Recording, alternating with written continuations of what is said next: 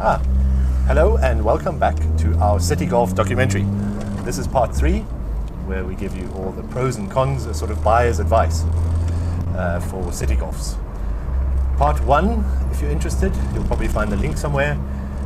That's a general introduction to the range. Part 2 was all the nitty-gritty specs, the engines and trim levels and special editions. We still have nightmares about that one.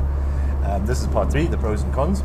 And part 4, the one that comes after this, is anecdotal, where we ask owners, past and present, about what life is like living with a City Golf.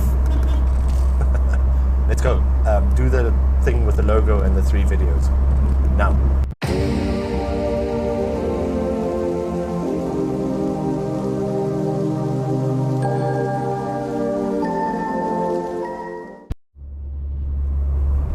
Okay, let's start with the bad bits, the negatives about the City Golf, things you should watch out for. Okay, we're going to have to start with age. Because they were based on the already outdated Golf Mark I, these vehicles were old when they were new. At this point in time, the glorious year we call 2021, the newest City Golf is 12 years old.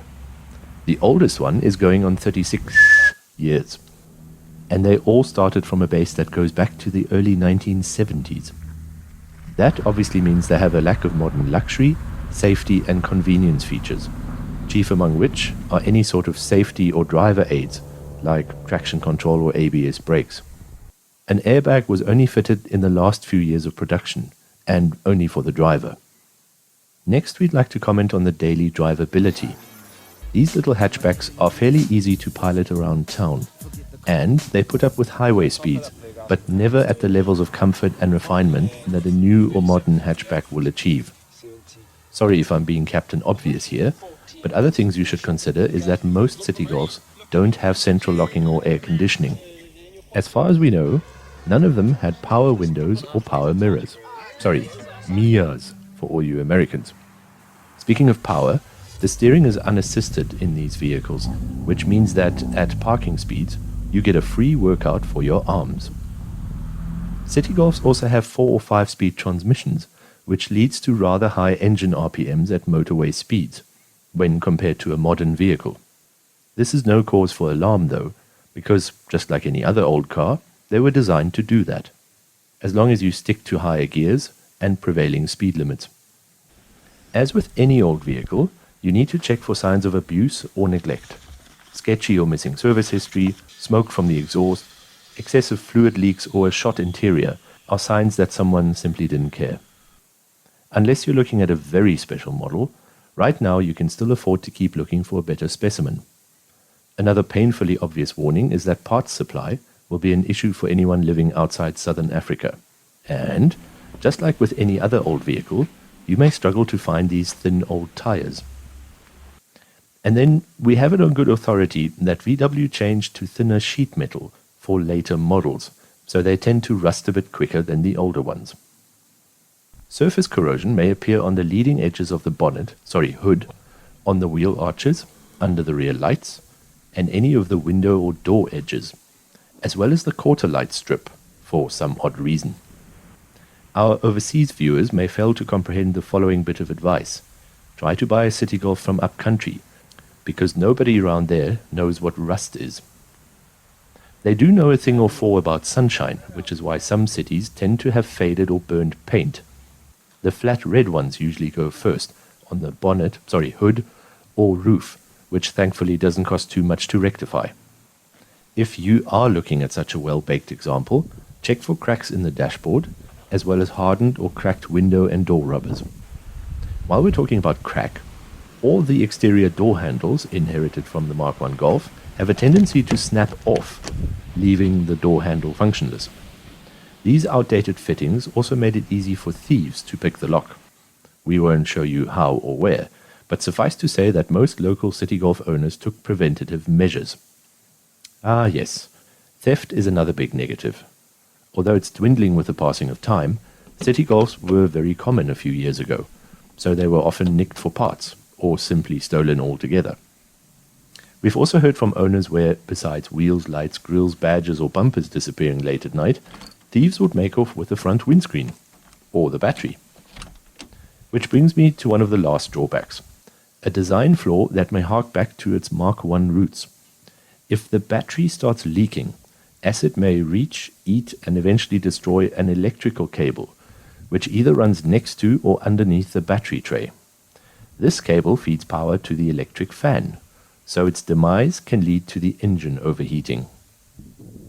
Other little negatives we can mention are that on earlier cars, the gear lever is positioned too low. There aren't enough air vents, the speedometer can get a bit wobbly, and the coolant warning lamp may randomly flash at you, for no good reason. Most of these problems, including cup holders, were addressed on the later cars with that Skoda dashboard, although passenger space was always a bit limited. 4 adults will just fit. 5 will be a squeeze. And before we get to the good bits, it breaks my heart to tell you that a Citi Golf suffers from a lack of street cred, or social standing. The main reasons for that, in my humble opinion, are its cheapness and resulting abundance. Even nowadays, you still see them on every third street corner, and, much to the amusement of my wife, here's a collage of cities which I snapped with my dash cam over the last few months. Nope, Citi Golfs don't get much respect here in Southern Africa. Wherever you are, think of an old cheap car and what image it portrays of the driver. It doesn't matter that all of us at Galimoto Media think that they're charming, or that some of the quickest street racers in our country are Citi Golfs. They're simply not cool or desirable to anyone except their fan base. But don't worry, fellow petrol heads. Give them a few more years and let the EV greenie revolution take its course, at which point a well-looked-after Citi Golf should be worth quite a bit, and command a decent crowd of admirers. At the moment, the general public looks down on them as cannon fodder, budget buys, starter cars for students or young adults, and while that was certainly its initial purpose, the Citi Golf became so much more. A cheap substitute for a commercial vehicle.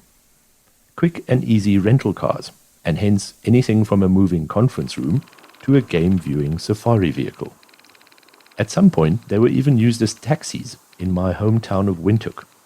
But I'm told that the lack of passenger space got most operators to rather invest in a donkey Botswana, which is a Namibian term of endearment for a Jap import Toyota Corolla 1.5 automatic. And a story for another day.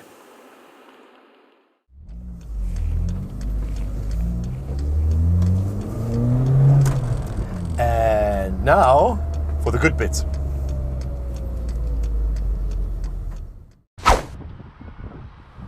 Right. Our first plus point is a subjective one. You have to be a petrol head or classic car lover to appreciate it, because we think that the best thing about a Citi Golf is its age. And yes, we did note that as a negative, but it also means that these little cars come from a time before computerized everything, overcomplicated engineering, turbo this, double clutch that. Nope, a Citi Golf is straightforward, uncomplicated, and simple. That immediately points out the second advantage.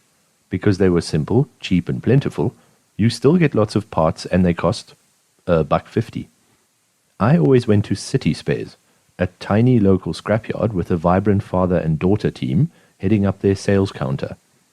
On my last visit, I walked away with a huge box of spare parts for 3,000 Rand. With most modern vehicles, you could easily put another zero behind that price. Not only can you find used or reconditioned parts in places like these, they also sell new parts, remanufactured, still in production.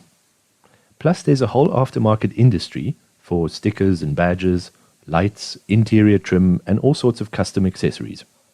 The next distinct advantage of these lightweight cars is that they are fairly easy to modify.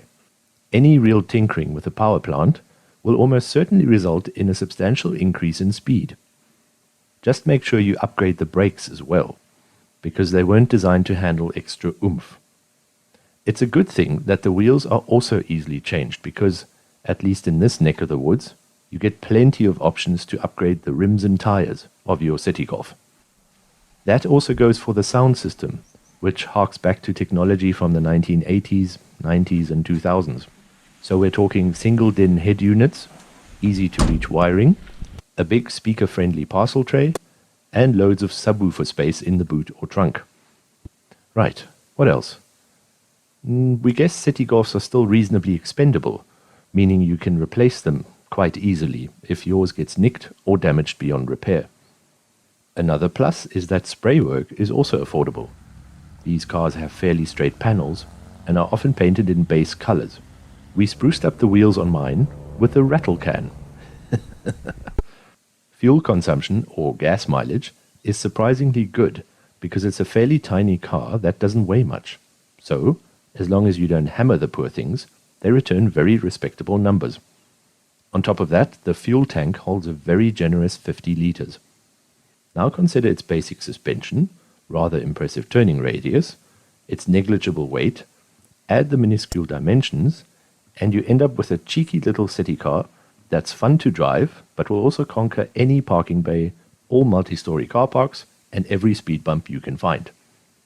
Some people argue that the old Golf Mark I bases and old-school build quality give the Citi Golf a fairly rigid structure, thereby better protecting its occupants in a low-speed collision.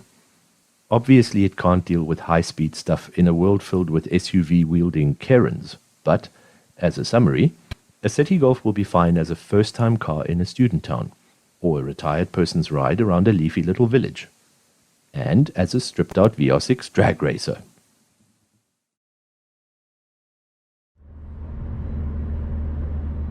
Okay, that wraps up this third installment of our Citi Golf documentary. We hope that you enjoyed it. If you haven't done so yet, please like, subscribe, share with all your friends and enemies and ex-girlfriends. Let us know what you think in the comments below. Try and stay a bit positive if you can. And as always, thanks for watching. See you on the next one.